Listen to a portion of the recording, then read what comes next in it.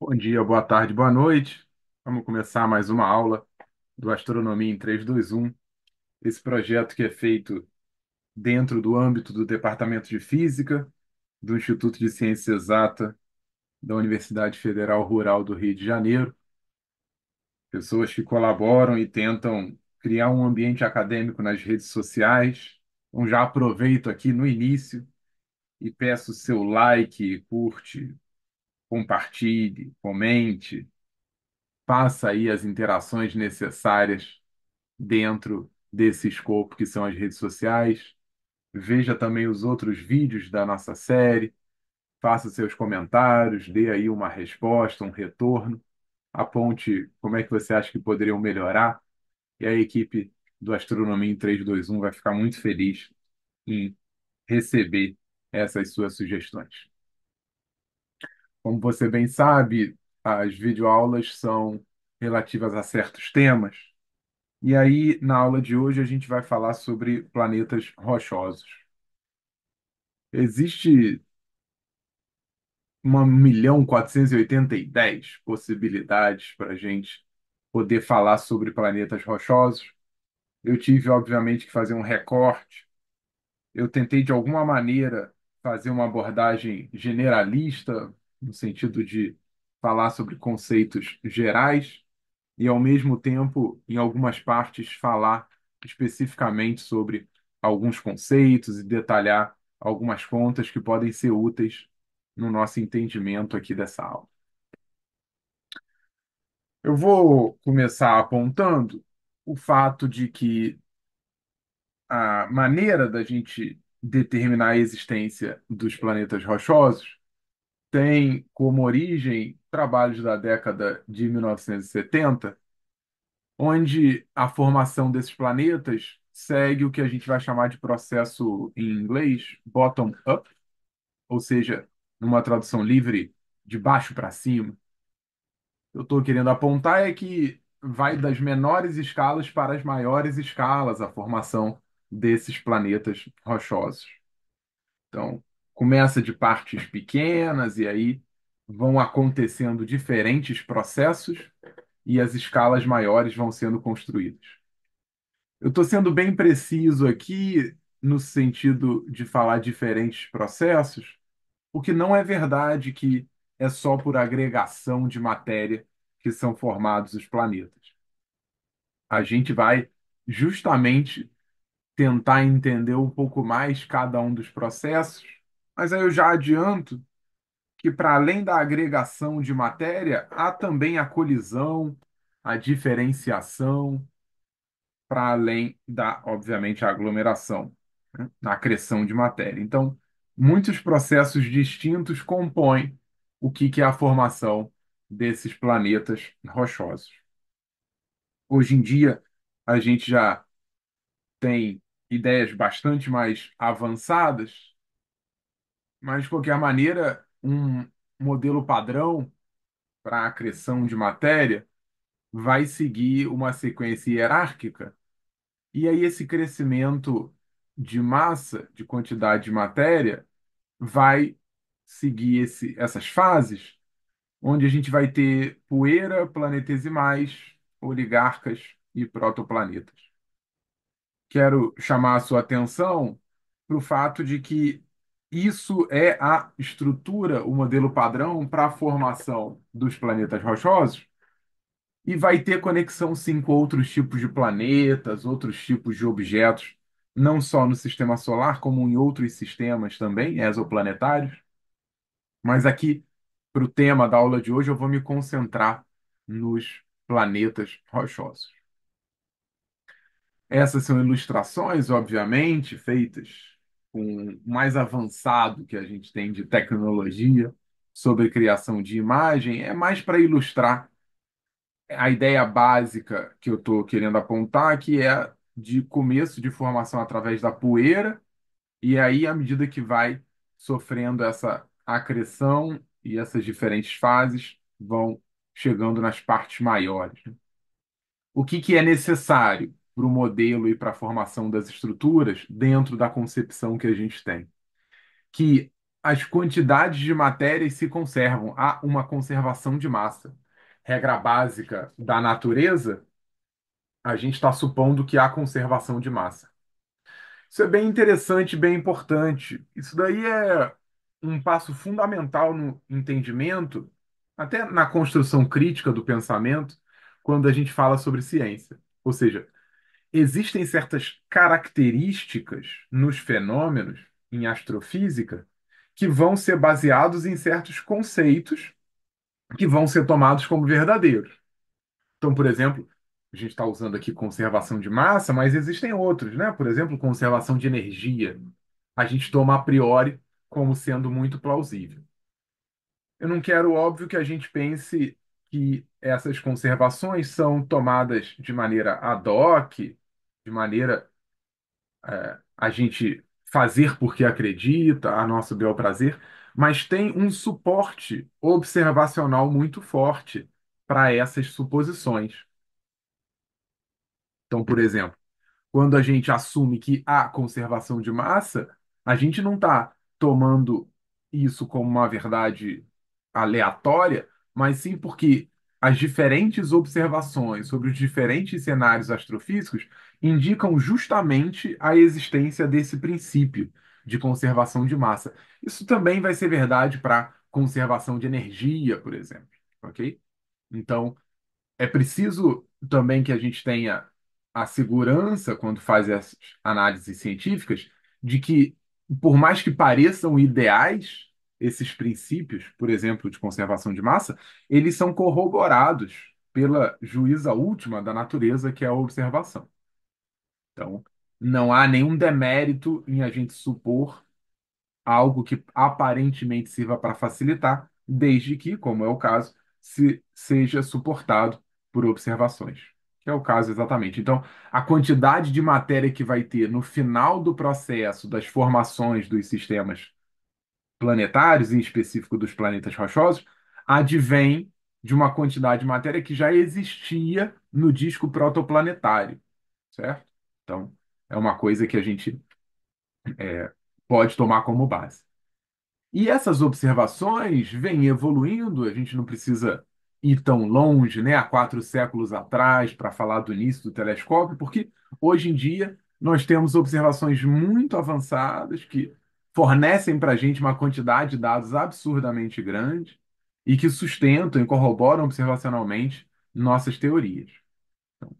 Observações como do ALMA, por exemplo, e aí está uma representação, né, uma foto desse sítio observacional, levam a gente a conseguir inferir, conceber observacionalmente características sobre qual é a arquitetura, qual é a composição de discos protoplanetários, de quais são as massas em planetas do tipo rochosos.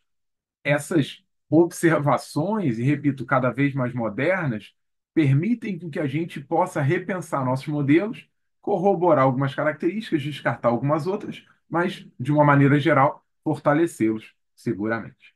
É isso, então, que eu vou tomar como base. E essas observações recentes, incluindo observações de planetas fora do sistema solar, também conhecido como planetas extrasolares, em sistemas exoplanetários, elas permitem que a gente repense até mesmo o nosso próprio sistema solar, o nosso próprio sistema de planetas.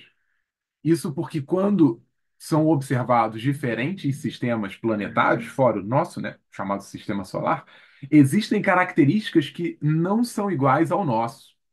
Então, um exemplo típico desse é a existência de planetas gigantes, gasosos, que a gente vai tratar numa outra aula, muito próximas da estrela. Então, ao contrário do que a gente vê no nosso sistema, o sistema solar, onde os planetas rochosos estão nas partes mais interiores e os planetas gasosos nas partes mais exteriores, existem sistemas exoplanetários onde, de fato, os planetas que são gigantes, por exemplo, gasosos, estão próximos da estrela e a gente denomina esses planetas como hot Jupiters, Júpiteres quentes, em uma tradução livre.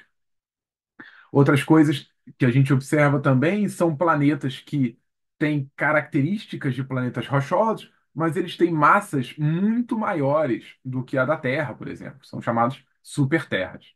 Então,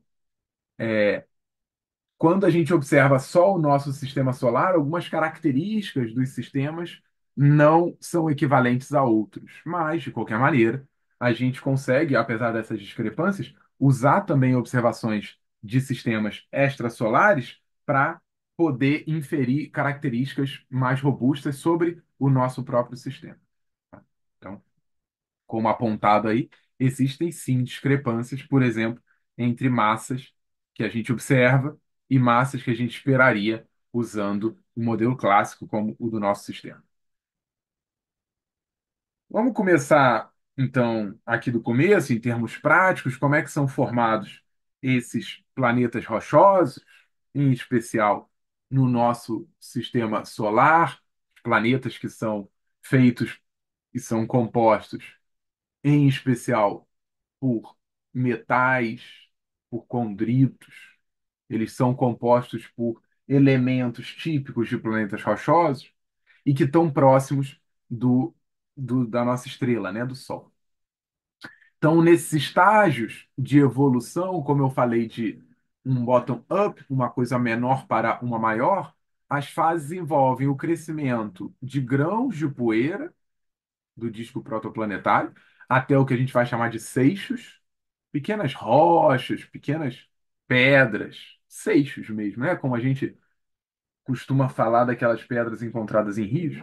Então a gente está passando de uma escala de tamanho de micrômetro, então é, nota, eu não estou falando mili, 10 a menos 3, eu estou falando micro, 10 a menos 6.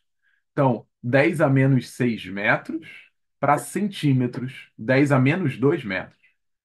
Até que se formam planetesimais, e aí eu estou falando da ordem de quilômetros, e aí, por um crescimento por acreção, na chamada fase oligárquica, segue então para, em seguida, colisões com planetas gigantes durante o processo da formação, na formação do sistema planetário, e também uma diferenciação, ou seja, uma variação dentro do próprio sistema planetário, dentro do próprio planeta, uma variação, uma separação entre os seus compostos de acordo com a densidade.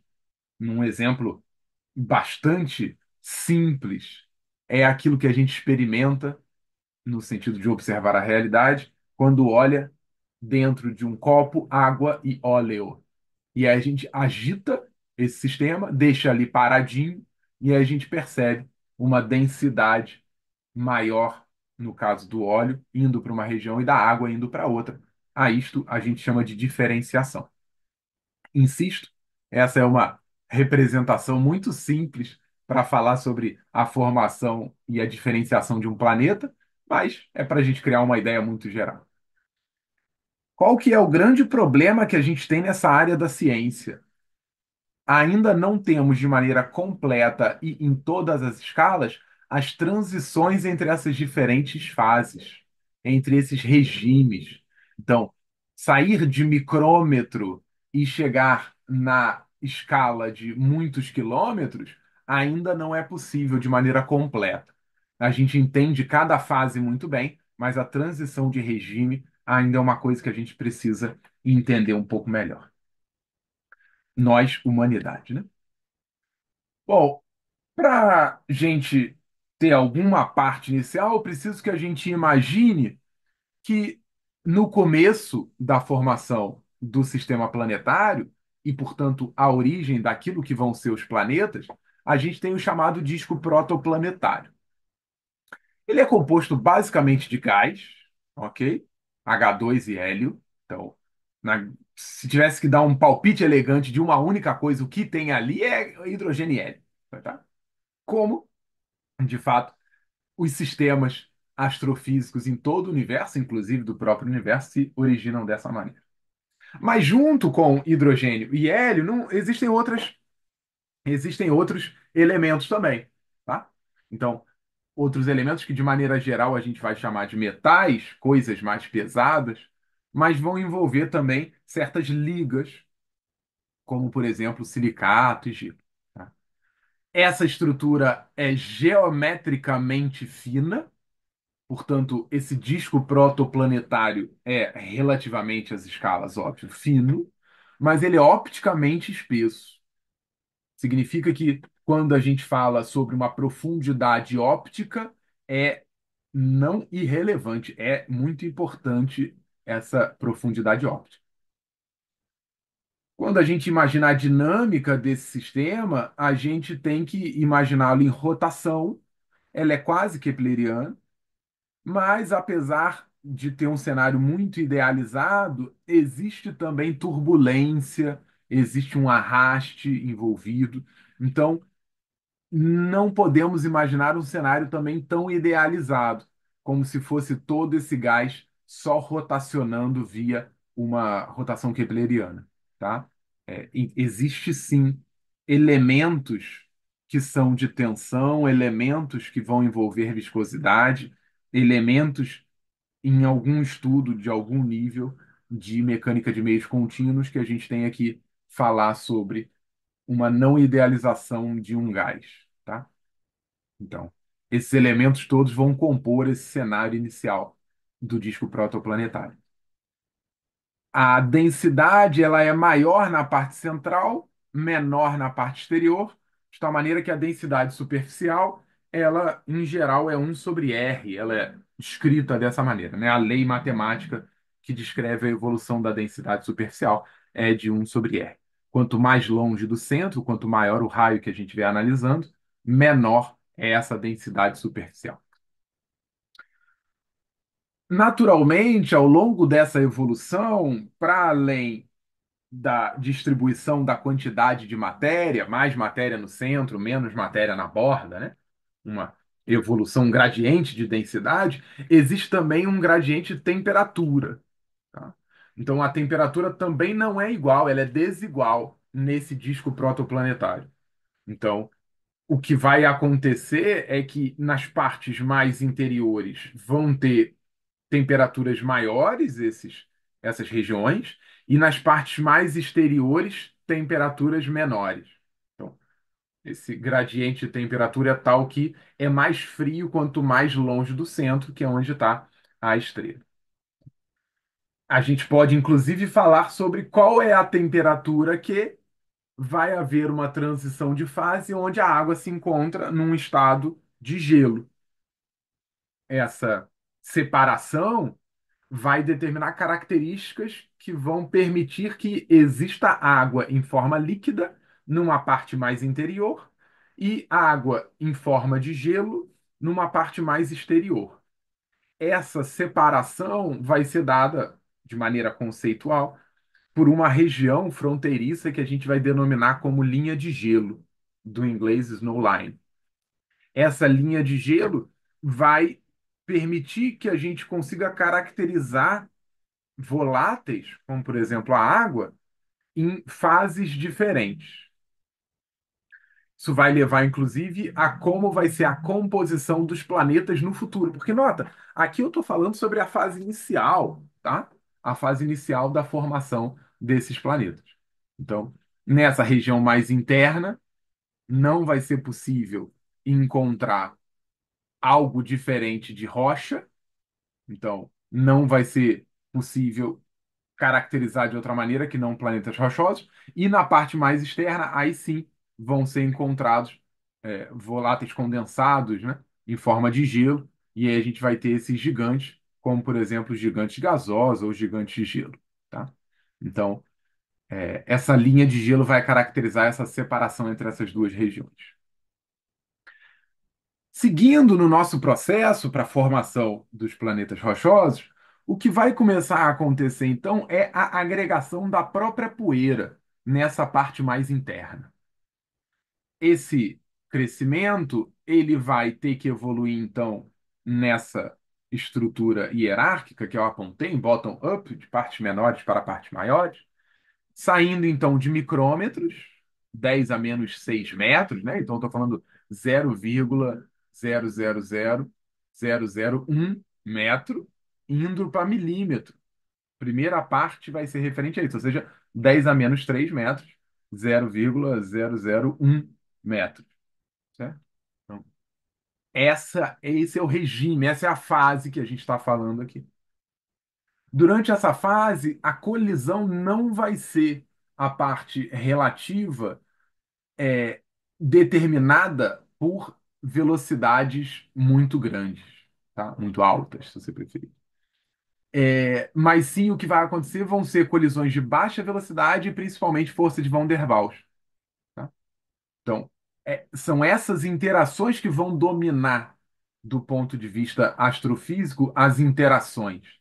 Então, eu queria que você imaginasse, eu estou mexendo com a mão de maneira circular no ar, eu queria que você imaginasse, então, esse disco protoplanetário com poeira girando, e essa agregação de poeira está sendo feita principalmente por essas interações de Van der Waals.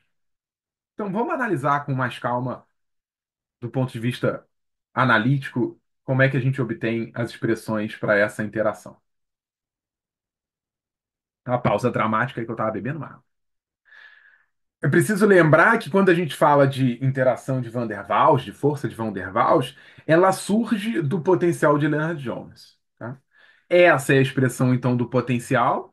Ele vai ser proporcional, então, ele vai ter aí um termo, por exemplo, 4 epsilon, que vai ser igual a um primeiro termo elevado à 12ª potência, então sigma sobre R, então sigma sobre R elevado a 12, menos um outro termo, ou seja, negativo, menos um outro termo que tem a mesma característica, sigma sobre R, mas elevado à sexta potência, tá? Então, essa, essa combinação é justamente o que a gente está querendo determinar aqui como sendo é, tudo o que está acontecendo nessas escalas. Então, existe uma parte de atração e uma parte de repulsão acontecendo ali. Tá? Então, vamos lá. O que que a gente tem aqui vai ser a distância de separação entre essas partículas, tá? A profundidade do poço de potencial, essa energia mínima que a gente está tendo que alcançar. A distância entre o potencial e o zero, mais ou menos que seria o tamanho da partícula, e o termo de repulsão, tá? Que é literalmente associado ao princípio de exclusão, mais o termo de atração associado a Van der Waals de longo alcance. Então, o que que é o cenário que a gente está imaginando? Existe a possibilidade de uma atração que surge por essas partículas estarem interagindo, mas essa atração tem um limite, que vai ser a repulsão da nuvem eletrônica, tá? Então, não é só que essas partículas estão se atraindo e colidindo, não é isso. À medida que elas vão ficando mais próximas, elas sofrem uma força, então, de repulsão. Tá? É, Como é que a gente, então, obtém a força associada a esse potencial? A força vai ser dada por menos o gradiente do potencial. Esse menos o gradiente do potencial, então, como a gente está trabalhando com uma força dada na linha central de conexão entre os centros das partículas, então vai ser só menos dUdr, ok?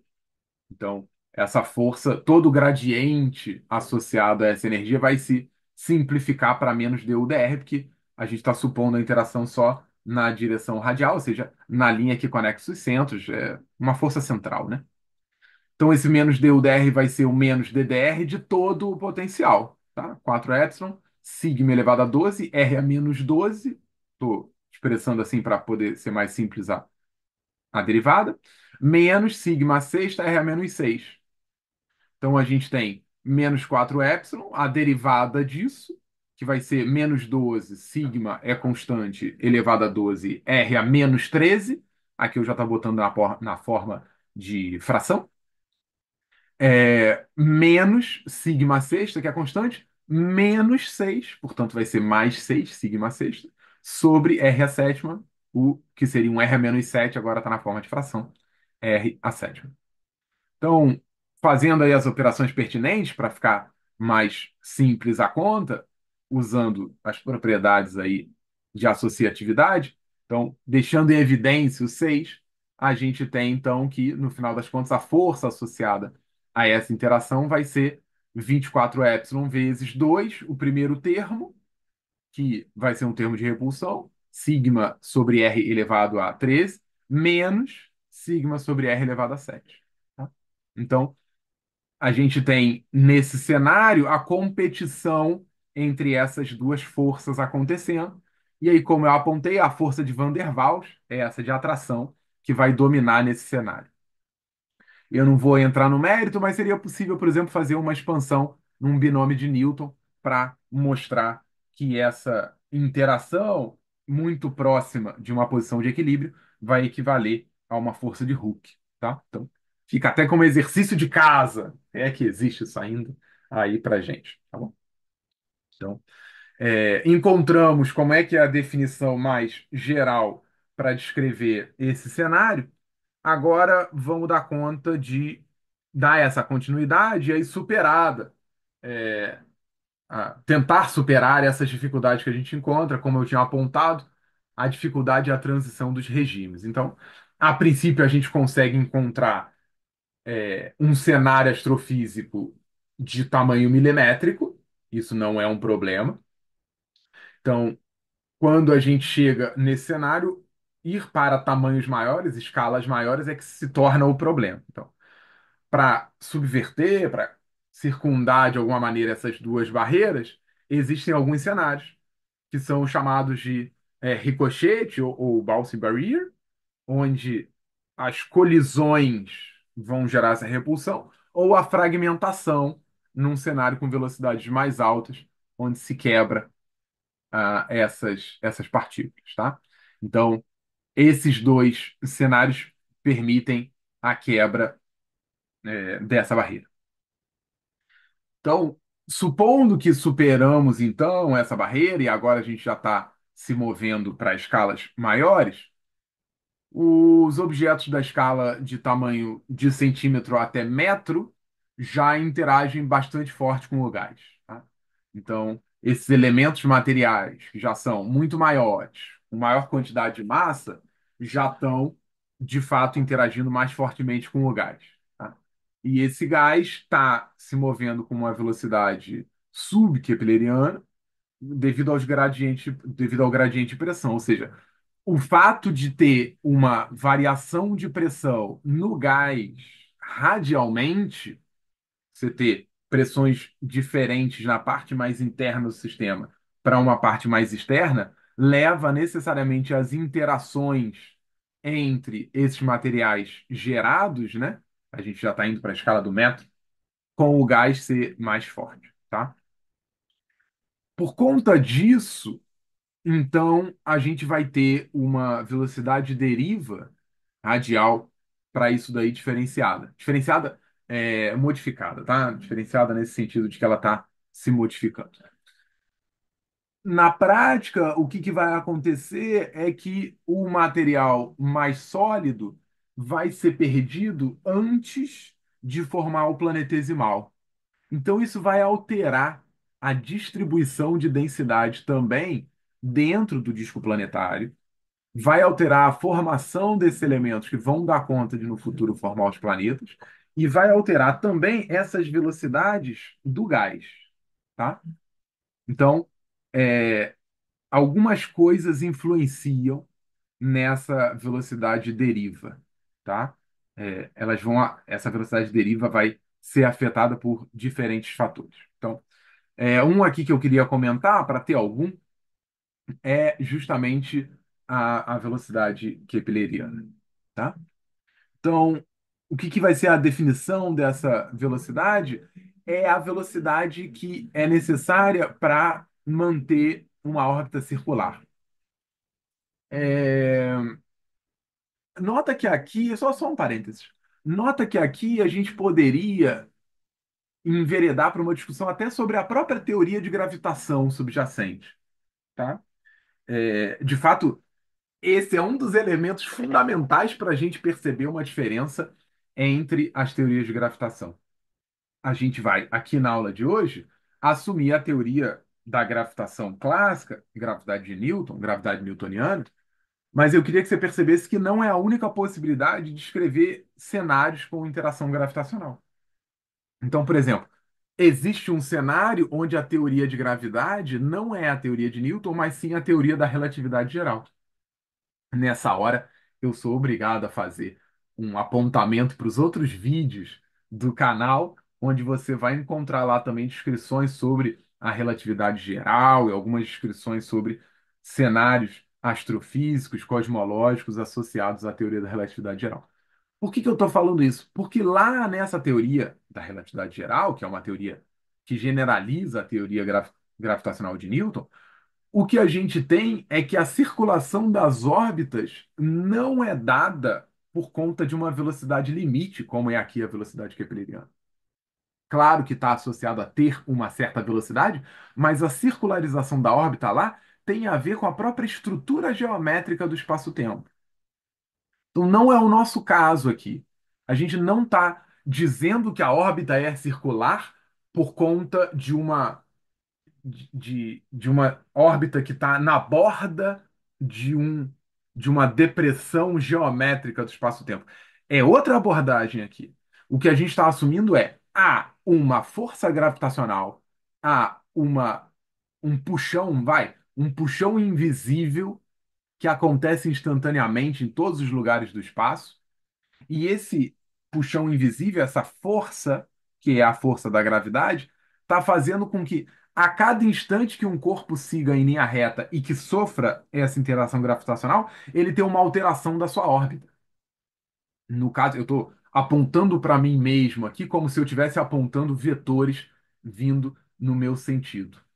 Então, a cada vez que uma partícula está se movendo, agora eu estou fazendo com o meu dedo aqui uma velocidade tangencial, a cada instante há uma força, e agora eu estou fazendo um dedo, uma seta apontando no meu sentido, há uma força puxando para dentro.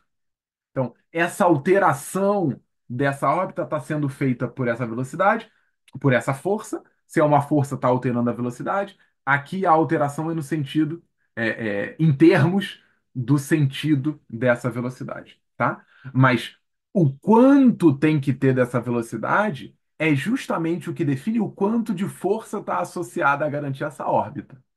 Tá? Espero que tenha feito sentido. Me avisa se não, a gente faz uma aula exclusiva só para isso também. Então, essa velocidade kepleriana, ela vai determinar justamente essa órbita, então, nesse cenário, tá? É a velocidade que se precisa para ter uma órbita circular ao redor de um corpo central. Falamos sobre órbitas, corpos via força central em outra aula também.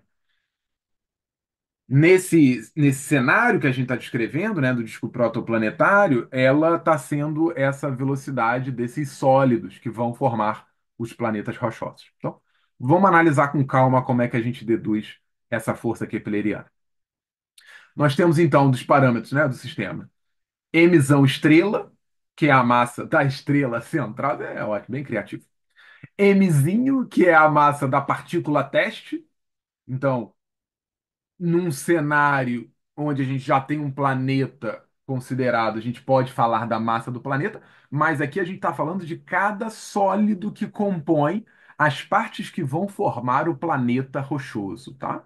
Então, queria que você imaginasse aí pequenas pedras flutuando, a gente está analisando uma dessas pedras, por exemplo, tá? A massa dessa partícula teste que está orbitando ao redor da estrela. Necessariamente, essa massa dessa partícula teste é muito menor que a massa da estrela central. Além disso, tem o raio da órbita, que é exatamente a distância entre a estrela e a massa, e a velocidade kepleriana, que é o que a gente vai querer inferir aqui a partir da nossa análise. Como que a gente vai fazer isso? A gente vai equivaler, então, a força gravitacional, dada aí por essa expressão, ou seja, a força gravitacional Fg, ela é igual a Gzão, Mzão estrela Mzinho, sobre R quadrado, e a gente vai colocar como igual, ou seja, vai ter o mesmo valor numérico exatamente nessa órbita circular, essa força gravitacional vai ser exatamente igual à força centrípeta. Tá? Então, essa força daí, Fc, vai ser igual a mvk ao quadrado, m, massa do corpo, né, da partícula teste, vezes a velocidade, justamente a kepleriana, sobre a distância entre os corpos, entre a partícula teste e a estrela.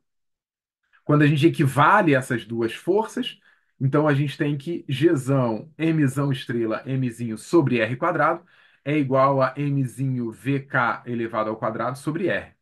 E aí o algebrismo aqui, vamos passar para lá, passar para cá, especificamente aqui a gente multiplica dos dois lados por R e a gente encontra também que VK vai ser igual a, dividindo dos dois lados por M, VK vai ser a raiz de Gzão, Mzão estrela sobre Rzinho. Tá? Então, essa é a velocidade necessária para que o sólido tenha uma órbita circular ao redor da estrela central durante a formação desses planetas rochosos. Bom, isso foi para apontar a velocidade kepleriana, que era uma das características da velocidade de deriva, né? Então, esse gás que está associado a esses elementos rochosos, ele vai ser mais lento que a velocidade kepleriana dos sólidos, tá? E essa diferença entre eles vai ser dada por esse fator eta, parece um N estranho, né? VK, ou seja, ele é proporcional à velocidade kepleriana da nossa análise, tá? Isso, mais uma vez insisto, é devido à diferença, à mudança da pressão ao longo do disco. Quando eu digo ao longo, é radialmente, tá? Não tangencialmente.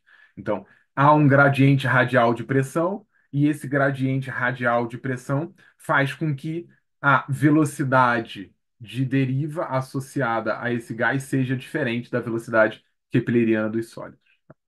Essa diferença da velocidade do sólido e do gás vai gerar, então, uma força de arrasto, tá? Que vai fazer com que esse sólido vá mais para dentro, se mova nas direções mais interiores do sistema que está se criando planetário. Então, aqui você já começa a perceber uma separação, eu não quero usar a palavra diferenciação, né? Uma separação entre a composição daquilo que formará os planetas. Então, devido a essa força de arrasto que vai empurrar para dentro os sólidos, que surge por conta da diferença de velocidade entre as velocidades keplerianas e subkeplerianas, a gente vai fazer com que os planetas que virão a ser formados nas partes interiores sejam planetas rochosos. Essa força de arrasto, então, vai levar então a essa velocidade de deriva, né? Esse empurrar para dentro que a gente vai ter desses elementos. Tá? É, aí agora a gente já alcançou aqui metade da nossa discussão. Já vamos tentar entender agora como é que a gente encontra os elementos na escala de 1 quilômetro, tá? Então, a dificuldade aqui é a tal da barreira do metro. Isso daqui é o suprassumo do que a gente pode discutir nesse tipo de campo, entre muitas outras coisas, obviamente. Não estou reduzindo um campo da ciência a uma coisa só, mas esse é um ponto muito importante, é um hot topic, é um trend topic aqui, é uma coisa quente, todo mundo aí fala, aí fica nas redes e tudo mais, onde a gente tem uma possibilidade de transição de regimes indo para escalas de comprimento, escalas de tamanho dos objetos formados maiores que o metro, tá? Existem dois mecanismos principais, que é o que a gente vai discutir agora. Um deles é o streaming stability, em inglês, na tradução para português, uma tradução livre, é uma instabilidade streaming, que é associado a um colapso gravitacional. Então, você tem essa junção, né, gravitacional, e a outra é uma acreção de seixos, tá? Então, são esses dois principais mecanismos que a gente tem para dar conta de superar a tal da barreira do metro. Eu vou resumir para preguiça, eu vou apontar SI, tá? Como sendo a principal, ou principal não, como sendo o mecanismo aqui, o streaming instability. Então, esse I é uma instabilidade aerodinâmica e também gravitacional que faz com que a poeira fique distribuída em uma certa trama, uma certa rede, assim, né? Filamento é a palavra mais correta, com densidade muito grande, tá? Então, isso acontece em diferentes escalas também. Se você quiser pensar em escalas de galáxias ou de aglomerados, onde você tem também filamentos de matéria, ou até de um ponto de vista cosmológico, que você tem filamentos associados à distribuição da matéria bariônica no universo. Então, esses streamings, é, essas redes, assim, esses filamentos, eles vão gerar esse cenário onde tem partes mais densas que outras, tá? Isso necessariamente só vai poder acontecer se tiver uma diferença de densidade. De maneira mais específica, a quantificação para que isso ocorra é que a densidade superficial, a razão de densidades superficiais entre poeira e gás seja maior que um certo valor, tá? Então, é, entra um pouco num mérito até de algo que se assemelha, não estou dizendo que é de um pé de igualdade, mas de analogia, entre a formação da própria estrela, por exemplo, quando a gente fala de uma instabilidade por uma diferença de densidade na formação da nuvem protoplanetária, da nuvem, perdão, protoestelar dentro de nuvens de hidrogênio. Então, nuvens moleculares de hidrogênio. Então, aqui também a ideia é mais ou menos a mesma, ou seja, você tem diferenças de densidades e essas diferenças de densidade geram instabilidades que fazem com que você consiga juntar matéria a ponto de ter uma escala maior de comprimento para essa matéria, tá? E aí, como eu apontei, mais ou menos tem que ser um centésimo, tem que ser maior que um centésimo a densidade superficial de poeira em relação à do gás, tá? Valores diferentes disso, menores que isso, não vão permitir esse tipo de cenário. Então, é preciso um cenário astrofísico onde a poeira tenha aí pelo menos uma densidade de um centésimo da do gás, tá? Para poder gerar essa instabilidade. E aí é efeito cascata, essas instabilidades vão gerando mais instabilidades e amplificam essas concentrações de matéria, permitindo com que tenham então um aumento dessas escalas e aí supere a tal da barreira do metro, tá? Não vão ser iguais todas essas instabilidades, no sentido de que vão depender das composições do gás. Então, não é sempre a mesma para todos os cenários. Não é só porque tem uma nuvem protoplanetária e aí se percebe uma instabilidade por filamento que existe, tá? Vai depender da composição mesmo do gás. É, e aí a gente vai criar esse cenário, no sentido de vai conseguir se aperceber desse cenário, e aí essas instabilidades vão conseguir superar a barreira do metro, como eu falei. É, e aí é possível alcançar os planetesimais, ou seja, objetos que tenham da escala de 1 quilômetro, tá? Superado então a barreira do metro, a gente parte para a escala de 1 quilômetro. Então, eu acabei não mencionando aqui as ordens de grandeza. Lembra, a gente começou lá atrás falando de micrômetros, 10 a menos 6 metros, 0,501.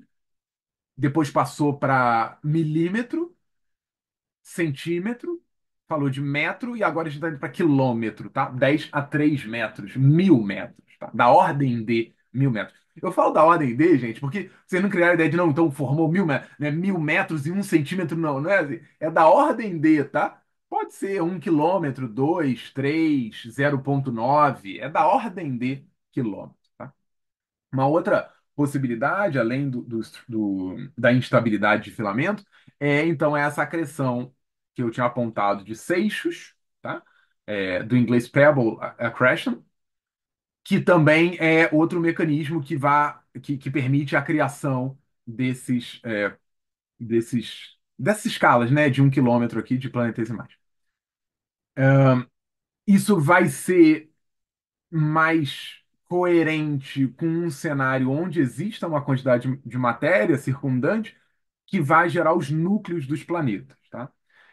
Eu não queria, aqui talvez seja um grande cuidado, eu não queria que você imaginasse a formação desses núcleos formando o que hoje a gente consegue imaginar que é o núcleo dos planetas, tá? Porque ainda vai ter a fase de diferenciação, separação por densidade no interior do planeta. Então, a única coisa que eu estou falando é núcleo de planeta, é a parte central, tá? Eu não quero que você se preocupe ainda com a densidade associada a cada uma das camadas do planeta, ok? Então, quando consegue formar esse núcleo, essa parte central, aí é um efeito cascata. Não tem muito como conseguir segurar, descontroladamente vai se juntando, gerando o que a gente chama de focagem gravitacional. Então, uma certa parte, uma certa região começa a dominar todo o entorno e aí começa a atrair tudo que tem, tá? E aí, durante essa fase, também há mais colisões, tá? Aqui é um cenário que também tem muito estudo que é feito para se determinar exatamente. O que a gente pode falar é que essa taxa de acreção, né, o quanto de matéria está se juntando por segundo, né, matematicamente é expresso por um dm/dt, ele depende fundamentalmente da seção de choque efetiva, tá? O quanto que a gente tem de seção de choque para essas colisões, a densidade superficial do planetesimal e a velocidade relativa. Então, essas são as características que determinam durante esse processo se ele colide. Aí eu estou fazendo no ar aqui um punho, né, uma mão passando pelo outro, batendo e se chocando, e ao mesmo tempo circundando e formando mais agregação de matéria. Tá? Daqui a gente já segue para o final. É, a gente fala então sobre a possibilidade do entendimento do que agora sim começam a compor os planetas. Então a gente já pode pensar aqui em planetesimais. Esses planetesimais vão ser, eh, eu não quero falar planeta bebê, porque talvez crie a ideia de que ele vai crescer de dentro para fora. Não é isso, tá? É no sentido de fase, também não é inicial, porque inicial são aqueles grãozinhos de poeira lá atrás. Mas uma fase da concepção onde talvez a gente pudesse já apontar uma evidenciação muito forte de que, olha, isso daqui é um planeta, tá? Isso será um planeta, isso daqui está bem caracterizado como um planeta, tá? Então, como que a gente consegue entender bem sobre a composição desses planetesimais é olhando o meteorito, tá? Condritos mesmo. E aí, quando a gente faz análise, estudos sobre isótopos nos meteoritos, como por exemplo alumínio 26, a gente percebe o que seria possível que compusesse esses planetesimais ou o que não seria possível, porque ele já seria extinto, né, durante a sua formação. Então, é, essas composições do planeta podem ser caracterizadas através desses estudos. Chegando agora numa parte final, né, a era já oligárquica, a princípio, superadas as barreiras do metro, independente qual tenha sido o fator, o fato é, já superamos aí os protoplanetas, a gente já tem a formação daquilo que apontadamente a gente já pode dizer, olha, ali está um planetinha, a gente já tem um sistema astrofísico bastante coerente, aí começa a crescer, tá? E começa a já separar o que está em volta, isolando gravitacionalmente. Essa é uma parte muito importante. Eu recomendo mais uma vez todo o material da Astronomia em 321, porque é aqui que a gente começa já a falar do que é a definição de um planeta e um planeta anão, por exemplo. É esse isolamento gravitacional, essa limpada na órbita, tá? Que vai determinar o que é de verdade um planeta. Então, essa determinação vai garantir uma esfera de influência, tá? Essa esfera de influência do planeta, ela é dada pelo chamado raio de Hill. Aí, como eu disse, né? Então, o raio de Hill vai determinar essa esfera de influência gravitacional e vai permitir que a gente fale que toda aquela região tem um domínio do planeta, domínio gravitacional, né? Do planeta. Não é para imaginar ficção científica, luta entre planetas, gente. É uma influência gravitacional onde o planeta domina a sua órbita, tá? Então esse raio de Hill ele vai ter um certo limite, onde qualquer coisa que vá estar associada a ele vai ser atraído ou não, ele vai conseguir determinar o que nesse raio vai garantir que esse é o único objeto que está dominando, ou se ele está dividindo isso com outras coisas, com outros objetos, né? Então, esse raio de Hill vai determinar esse cenário, tá? Astrofísico. Para a gente conseguir calcular, então, esse raio de Hill, vamos, mais uma vez, tomar o cenário mais típico possível, tá? Só tem a estrela central, então, vamos lá, você tem esse M estrela, que é a massa da estrela central, você tem o protoplaneta, agora a gente já pode falar de um protoplaneta, já está isolado gravitacionalmente. Você tem A como sendo o semi-eixo maior da órbita. Insisto que você olhe os outros materiais da astronomia em 321, quando a gente fala de semi-eixo, em especial na aula sobre problemas de dois corpos. Então, tem o semi-eixo maior, vamos botar aí muito entre aspas, é a distância para o planeta. Mzinho, que é a massa onde a gente está estudando essa aproximação ao protoplaneta, e o raio de Hill, que é esse RH, que é o que a gente está querendo definir como sendo esse local de isolamento, tá? Então, mais uma vez, a gente vai ter a força gravitacional, vai ser dada aí por Fp, do planeta, né? Então, Gzão MP, que é a massa do protoplaneta, Mzinho, que é a massa dessa partícula teste, e o raio, ou seja, a distância, o raio de Hill, nesse caso, a distância ao quadrado.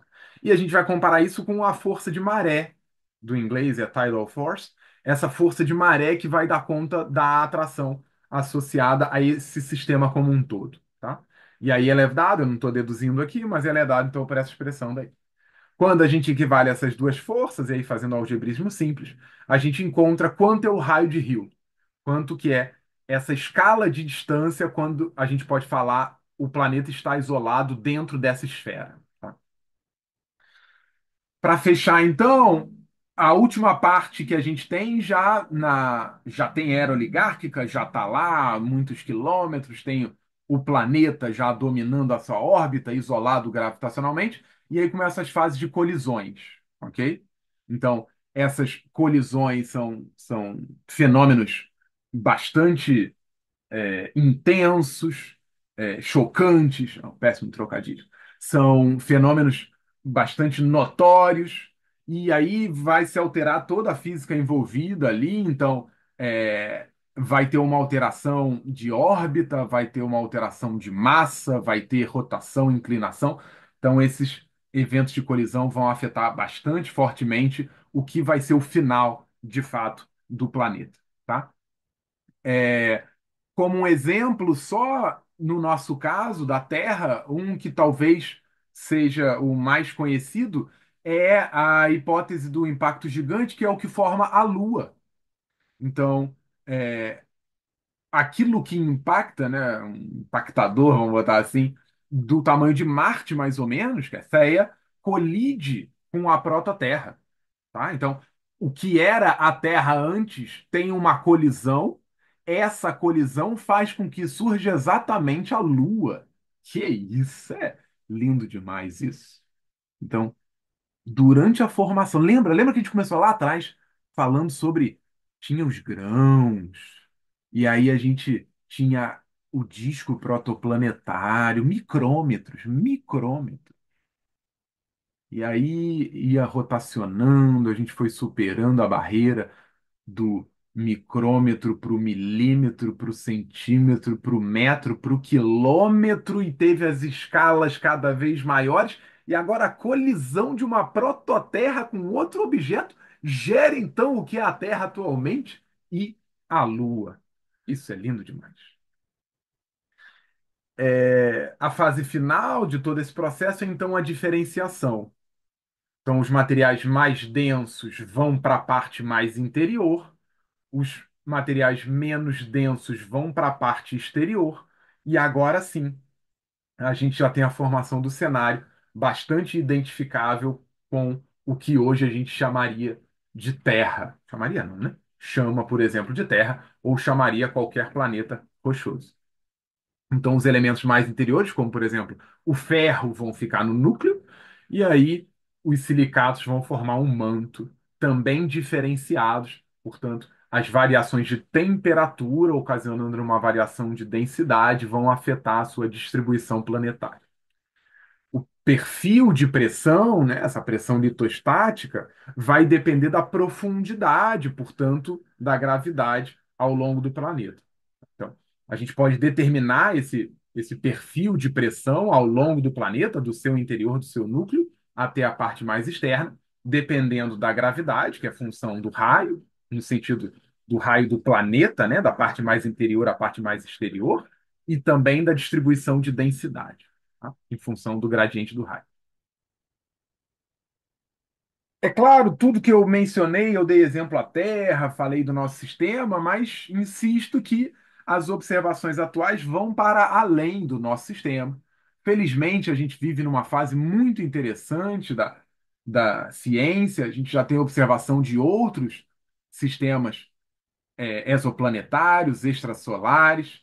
Já encontramos superterras ou mini-Netunos, que é uma transição entre planetas que são muito maiores do que os nossos planetas rochosos, mas muito menores do que os planetas gasosos. Isso é o mais comum que existe no universo observado. E também a existência de hot Jupiters, ou seja, na região próxima da estrela, onde hoje a gente tem, para nós, planetas rochosos, é possível encontrar em outros sistemas planetas gigantes gasosos do tipo Júpiter. Tá? Então, estamos aí na luta, nós, humanidade, para entender bem como é que a gente concatena isso tudo. Como é que a gente pode fazer com que as observações coadunem com os nossos modelos de formação planetária. Uma das possibilidades é a existência de uma migração planetária, então os planetas saltam, também conhecidos como jumping Jupiters, e outras coisas que a gente vai deixar para uma outra aula, tá? Conclusão aqui é que a gente consegue, de uma maneira bastante razoável, descrever um modelo de formação dos planetas rochosos, onde as pequenas partículas que compõem esse gás protoplanetário vão se de alguma maneira e por vários mecanismos se juntando, e por instabilidade, acreção, etc., formando elementos cada vez maiores, saindo dos micrômetros aos quilômetros. Existem problemas ainda assim, o modelo não está completamente fechado. Então, como é que exatamente a gente supera algumas dessas barreiras? Uma que eu apontei muito fortemente é a barreira do metro. Outra é quando a gente olha para outros sistemas, como é que a gente pode conceber superterras? E uma outra possibilidade é como é que a gente faz a migração planetária. Eu vou ficar por aqui, vou terminar mais uma vez agradecendo a sua presença aí online. Dê uma olhada nos outros materiais desse projeto, construído com tanto carinho, com tanto zelo. Curte, compartilhe, comente nas nossas redes. Eu vou ficar por aqui, mas nos veremos em uma outra aula, tá bom? Muito obrigado e até a próxima.